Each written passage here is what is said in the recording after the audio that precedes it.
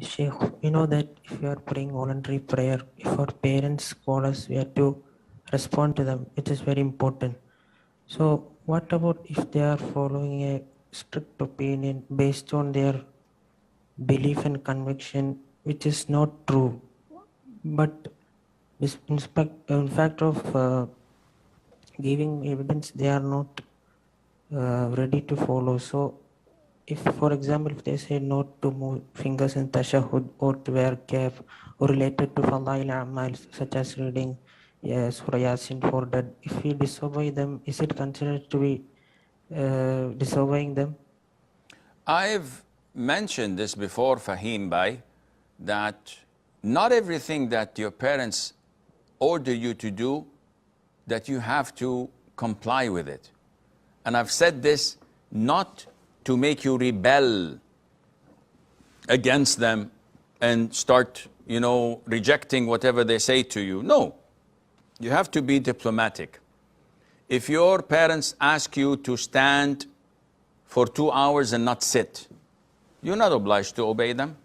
If they ask you to finish the food on your plate when you're full, you're not obliged to obey them, or to eat something you don't like. You're not obliged to obey them. But when I say this, I'm not saying it to encourage you to rebel and to fight and pick up a fight with them. No, they're your parents at the end of the day, and you have to be diplomatic, dutiful, obedient, respectful.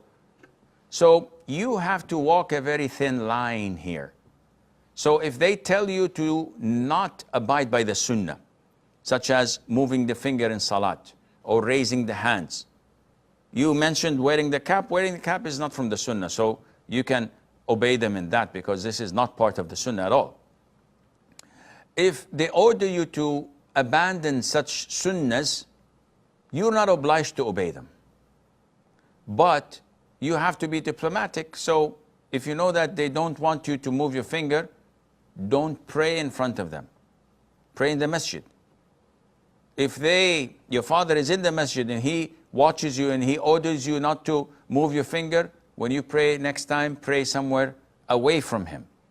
At the end of the day, if you're stuck and you're put in a corner and you can't avoid it, either do it or skip it, you have to weigh the pros and cons.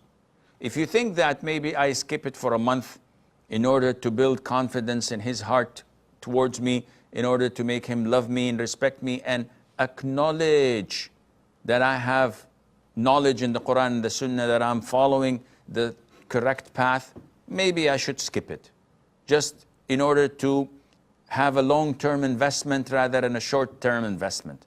You have to be wise in deciding according to the consequences what is the best course of action, and Allah Azza wa Jal knows best.